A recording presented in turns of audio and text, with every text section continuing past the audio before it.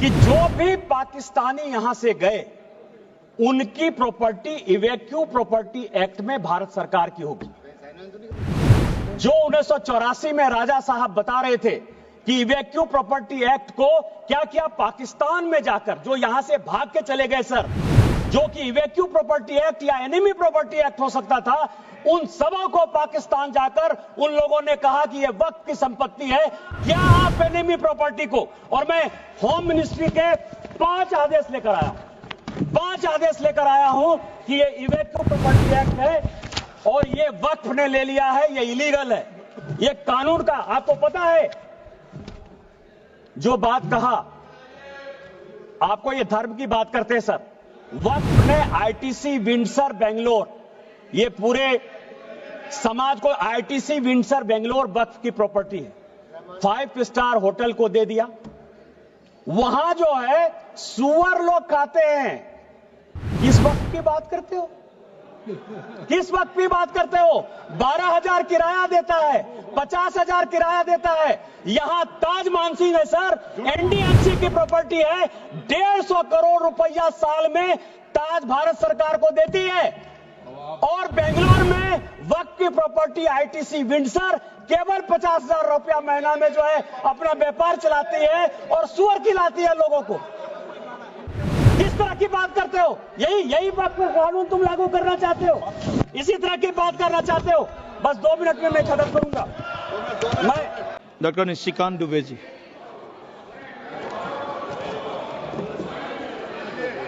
धन्यवाद अध्यक्ष महोदय। वैसे तो माननीय गृह मंत्री जी के और किरण रिजिजू जी के बाद बोलने के लिए कोई विषय नहीं रह गया है, लेकिन सभापति महोदय, मैं 2-3 चीजों की तरफ आपका ध्यान आकृष्ट करना चाहता हूं। एक मुजफ्फर रिजवी जी ने एक शायरी लिखी कि लम्हों ने खता की है, सदियों ने सजा पाई। और क्या सजा है? ये पूरे दुनिया को जानने का सवाल है सर कि बड़ा चर्चा चल रहा है कि हिंदू वक्फ बोर्ड में क्यों आएगा। पैगंबर मोहम्मद साहब ने वक्फ करने के लिए कहा और मैंने सभी लोगों के भाषण सुने हैं। पहला वक्फ मोहम्मद साहब को जिसने किया वो ज्यूज था, वो यहूदी था चेयरमैन सर, और उसका नाम मुखेरक था। उसने अपने 7 बगीचे मदीना में मोहम्मद साहब को गिफ्ट किए।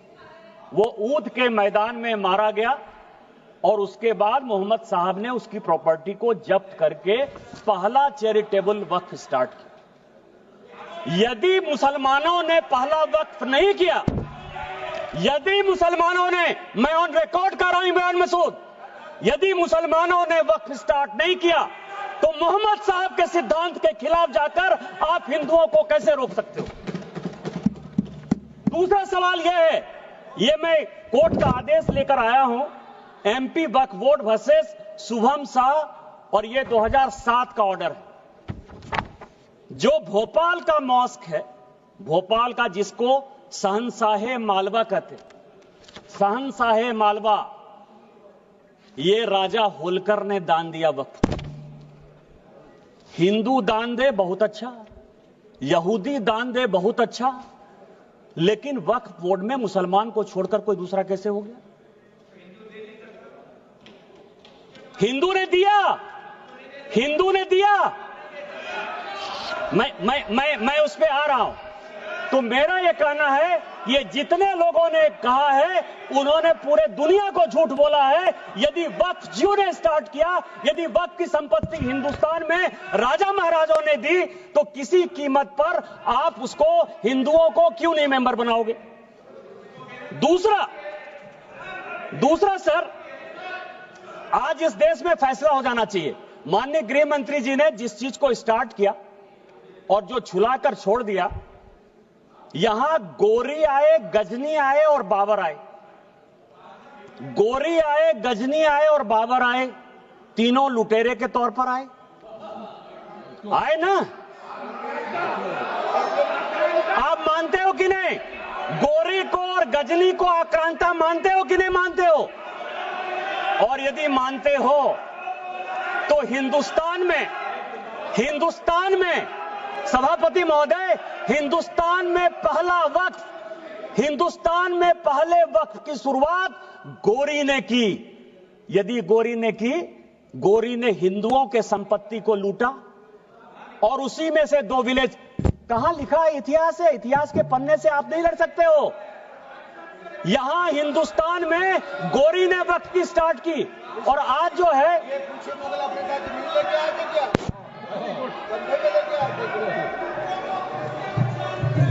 माननीय, मैं आप शहर को एड्रेस कीजिए, बाकी लोगों को। मैं सभापति महोदय, मैं दूसरी चीज आपको कह रहा हूं। इस देश में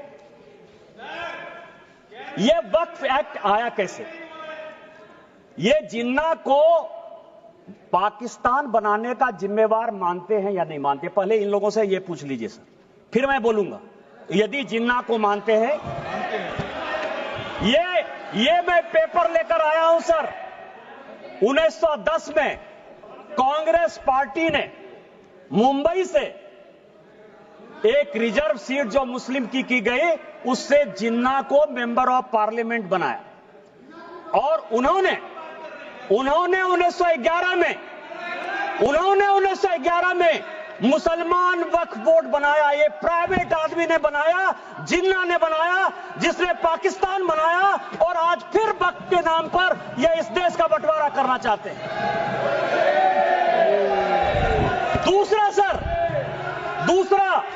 दूसरा आजादी के बाद यहां सभी मेंबर ऑफ पार्लियामेंट बैठे हुए हैं। सभापति महोदय, यहां सभी मेंबर ऑफ पार्लियामेंट बैठे हुए हैं। एक मेंबर ऑफ पार्लियामेंट बताए कि किसी का प्राइवेट मेंबर बिल पास हुआ है? एक मेंबर ऑफ पार्लियामेंट, यहां पार्लियामेंट में 77 से स्वागत बाबू बैठे हुए, एक मेंबर ऑफ पार्लियामेंट बताए कि 77 के बाद से एक भी प्राइवेट मेंबर बिल पास हुआ है? मेरा पास हुआ है, इसलिए मुझे पता है कि मेरा रिजोल्यूशन पास हुआ है। क्या रिजोल्यूशन पास हुआ है? धारा 370 खत्म होना चाहिए, 35A खत्म होना चाहिए, कश्मीरी पंडितों को अधिकार होना चाहिए। वो इसलिए पास हुआ कि भारतीय जनता पार्टी की आइडियोलॉजी थी। मैं भारतीय जनता पार्टी का सांसद था, सरकार उसको पास कराना चाहती थी, इसलिए पास हो गया। ये जो 1954 का वक्फ एक्ट है, 1952 में सभापति महोदय काजमी साहब लेकर आए। एक प्राइवेट आदमी प्राइवेट बिल लेकर आया और उसके लिए जब यह बिल पास हो गया तो सेलेक्ट कमेटी बनी और उस सेलेक्ट कमेटी के जो मेंबर थे, अमजद अली, आप मुसलमानों की बात करते हो, 2 लोगों ने डिसेंट नोट दिया। एक का नाम था मोहनलाल सक्सेना और दूसरे का नाम था अमजद अली। उन दोनों ने कहा, सब कागज लेकर आया हूं, कि अगेंस्ट द कॉन्स्टिट्यूशन है, अगेंस्ट द आर्टिकल 14-15 है, अगेंस्ट द कॉन्स्टिट्यूशन का जो आर्टिकल 25 है उसका वायलेशन है। लेकिन कांग्रेस मुसलमानों के एपीजमेंट की पॉलिटिक्स के कारण इस बिल को पास कराना चाहती थी और यह प्राइवेट मेंबर बिल के तौर पर एक वक्त बिल आया। क्या आप गैर सरकारी बिल को जो है सरकारी बिल बनाकर इतने दिनों तक मुसलमानों के लिए एक अधिकार की बात करोगे? किस तरह की राजनीति कर रहे हो आप? तीसरा जो है अध्यक्ष महोदय, तीसरा जो सबसे इंपॉर्टेंट है, जो अनुराग जी ने कहा कि पूरी दुनिया में हमसे ज्यादा मुसलमान इंडोनेशिया में, टर्की में, सीरिया में है, लेबनान में है, सऊदी अरब में। आप यह बताइए कि इस देश में संविधान की बात बहुत करते हैं, हम लोग संविधान की शपथ लेते हैं, मैं भी संविधान लेकर यहां बैठा हुआ, यह संविधान है। इस संविधान में अमेरिका सेकुलर है या नहीं है? अंग्रेज सेकुलर थे कि नहीं थे? आप नॉर्थ ब्लॉक चले जाइए, साउथ ब्लॉक चले जाइए, प्रधानमंत्री के ऑफिस चले जाइए, राष्ट्रपति भवन चले जाइए, पुराना संसद भवन चले जाइए, आपको सब जगह गीता का श्लोक दिखाई देगा। एक चीज उर्दू में नहीं लिखा हुआ है, एक चीज संस्कृत में नहीं लिखा हुआ है।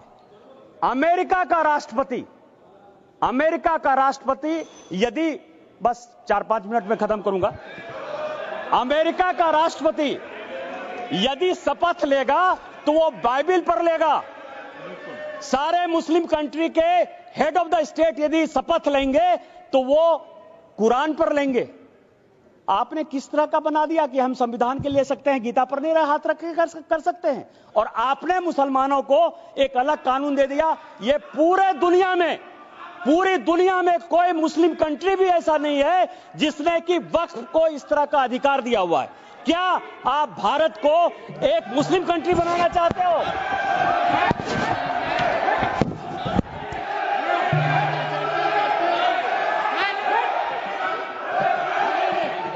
मैं सभापति महोदय इस सदन की जानकारी के लिए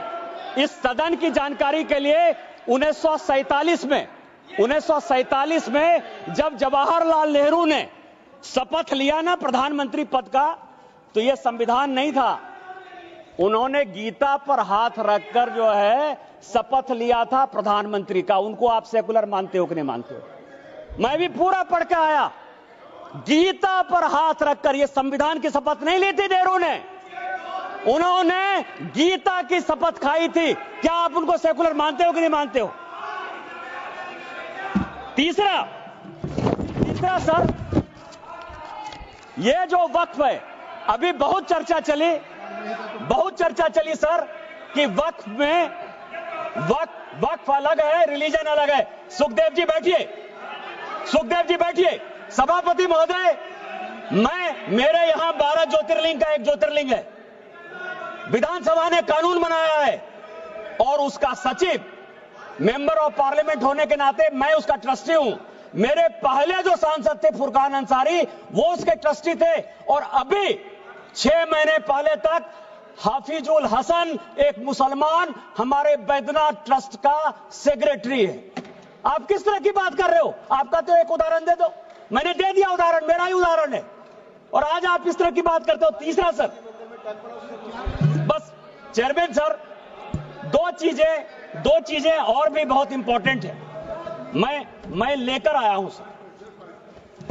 एक इवैक्यू प्रॉपर्टी एक्ट बना।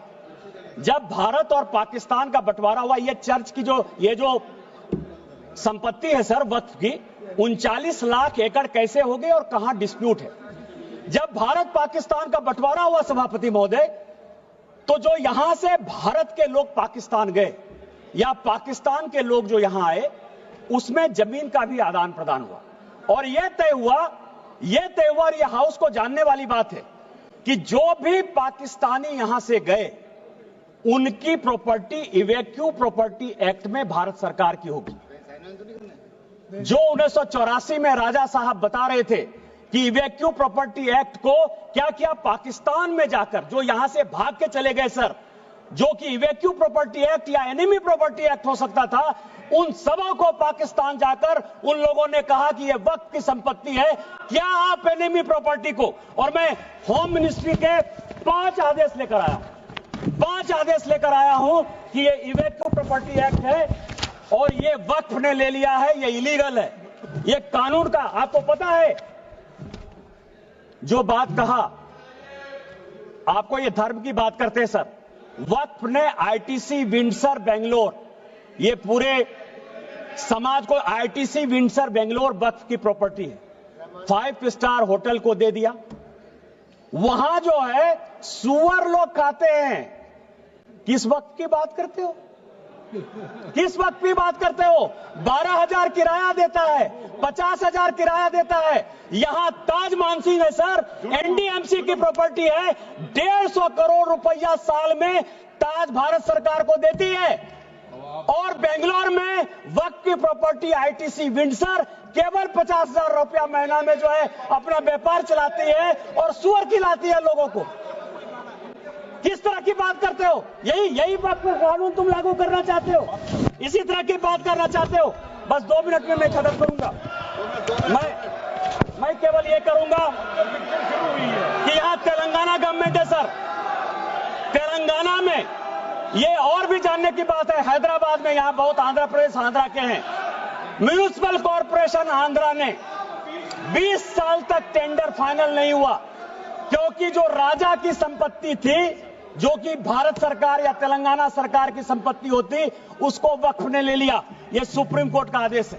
सुप्रीम कोर्ट ने यह कहा कि 50,000 की प्रॉपर्टी, कम से कम 1500 एकड़ जमीन हैदराबाद शहर में जबरदस्ती वक्फ ने ले ली है। क्या इसी तरह का कानून आप लागू करना चाहते हो? मैं अंत में यही कहूंगा कि चाहे एनिमी प्रॉपर्टी हो, चाहे इवैक्यू प्रॉपर्टी हो, वो भारत सरकार की प्रॉपर्टी है और आप ये वक्फ के नाम पर नफरत फैलाने की कोशिश करते हो। आपने जो है इस देश को वोट बैंक की पॉलिटिक्स में, मुसलमान की पॉलिटिक्स बना दिया है। हिंदुओं से आपका कोई लेना देना नहीं है। मैं अंत में केवल यही कहूंगा कि मैंने समंदर से सीखा है जीने का तरीका, चुपचाप से कहना, बहना और अपनी मौज में रहना, और अपनी मौज में भारतीय जनता पार्टी आगे बढ़ेगी, वक्त को पास करेगी, और हम जो है हिंदू मुस्लिम के बंटवारा को नहीं होने देंगे, एक अलग देश नहीं बनने देंगे और इस कानून को पास कराएंगे। और संविधान का जो आर्टिकल 49 है, जो ये कहता है कि कोई भी प्रॉपर्टी जो भारत सरकार की है, एएसआई की है, उसका रखरखाव भारत सरकार करेगी। हम एएसआई की संपत्ति आपको नहीं लेने देंगे। इस संविधान की रक्षा करेंगे, भारत की रक्षा करेंगे, और माननीय प्रधानमंत्री जी के रहते सबका साथ, सबका विकास के मापदंडों पर खरा उतरेंगे। इन्हीं शब्दों के साथ जय हिंद, जय भारत। धन्यवाद। माननीय सदस्य आबू ताहिर खान जी। आबू ताहिर खान।